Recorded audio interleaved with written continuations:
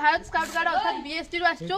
आज हूँ विश्व एड्स दिवस जहाँकि 1988 मसीह डिसेम्बर 1 तारिख आरंभ हो आज पर्यटन चली आसी। एड्स गोटे एक एपरी अवस्था जो अवस्था मनुष्य रोग प्रतिरोधक शक्ति कमी जाए और से विभिन्न रोग शिकार होता है।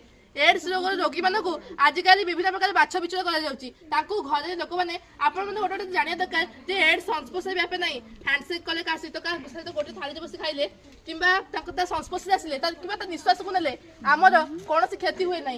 एड्स रोग किपर व्यापी थाए संक्रमित लोक को जो छुंची इंजेक्शन दि जाए कि खुर द्वारा एपरी विभिन्न कारण अच्छी किंतु आम रोग को घृणा करवा रोगी को नुहे।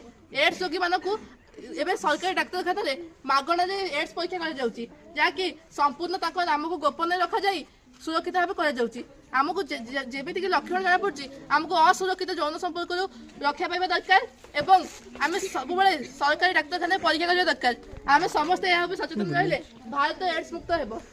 धन्यवाद आपण आम सहित एत भल समय देले आम आपण सहित कोलाबरेट हो कथबार्ता कर पाइलु।